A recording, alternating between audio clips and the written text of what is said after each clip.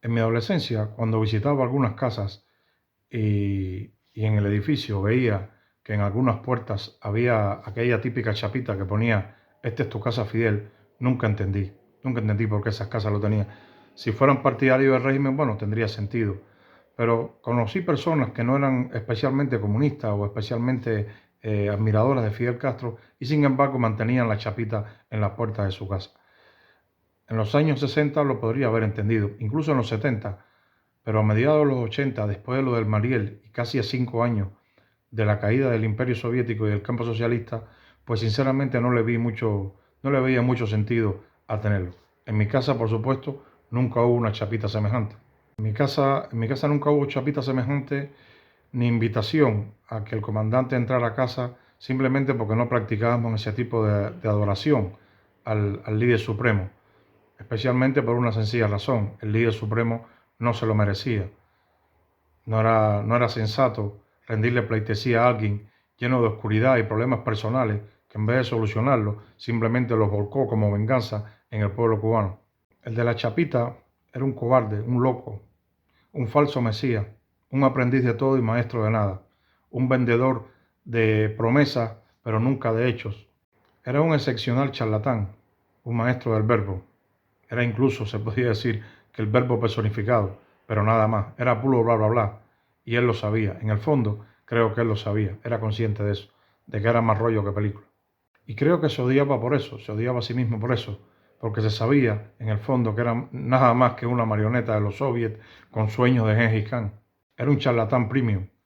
Lo mismo te hablaba de la genética aplicada a la ganadería.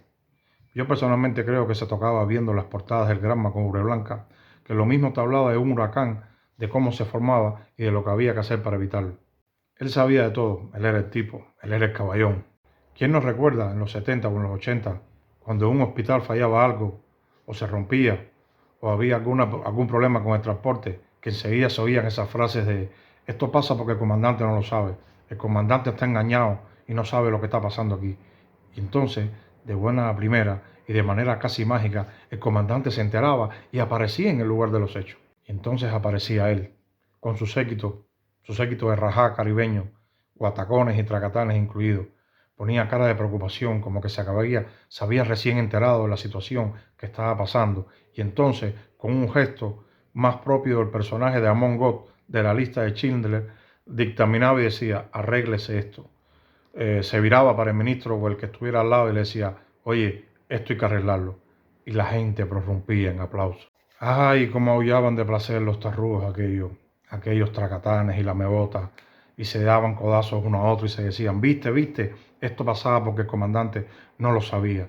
Y tú, Fidel, te sentías en la gloria de aquellos guatacas que te enardecían y te ponían en la nube en la que tú querías vivir. Entonces, con gestos calmos, con gestos de falsa humildad, calmabas a esa plebe que te rodeaba, a esos adoradores del diablo, que algunos de ellos no sabían a quién estaban rindiéndole pleitesía. Los calmabas como un padre a sus hijos, con ese gesto prepotente que tenía y condescendiente, y te retirabas, ¿eh? Dejando tras de ti la estela de tu gloria.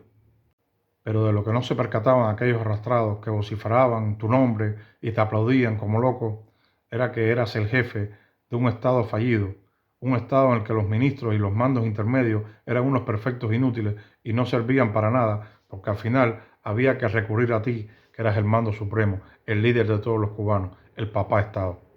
Eras el tipo que menos decía, pero curiosamente el que más necesitaba tiempo para hablar de nada. Mientras decías tus tonterías, amenazabas con el dedo, ponías los ojos así y mirabas con odio a un enemigo invisible, mientras esperabas los consabidos aplausos que provenían de una multitud, en su mayoría congregada obligatoriamente.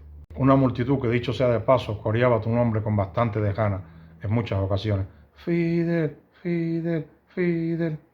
Pero a ti te daba igual como lo corearan, con más o menos intensidad. A ti lo que te gustaba era oír tu nombre, porque tú nunca quisiste a nuestro pueblo, tú nunca quisiste al pueblo de Cuba.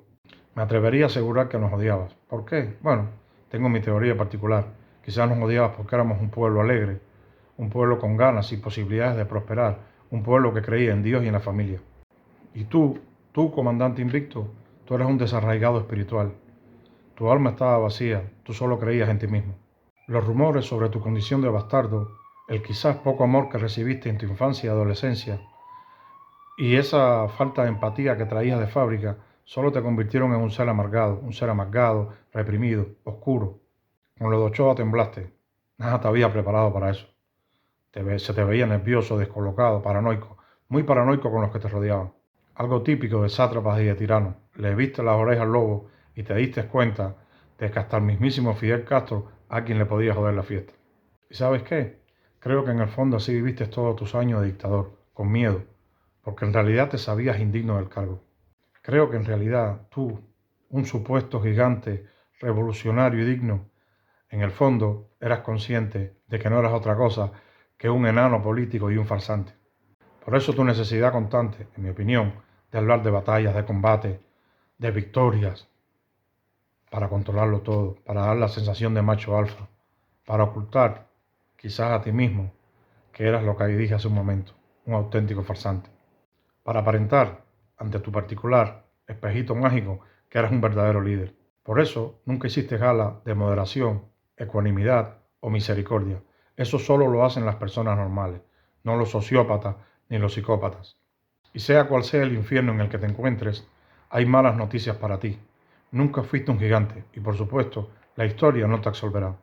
Ese juicio, el de la historia, ese juicio que tanto temías, ese juicio lo perdiste desde el primer momento en el que ordenaste un fusilamiento. Y el día en que Cuba, esa isla en la que tanto te empeñaste en esclavizar y humillar, se libere, millones de cubanos haremos todo lo posible porque en los libros de historia venideros aparezca tu nombre asociado a la palabra dictador y tirano. Y se hará lo imposible, haremos lo imposible, porque se borre de la isla toda huella física de tu infame presencia, retratos, bustos, efigies o monumentos. Serás recordado como un discípulo verdiolivo de Satán.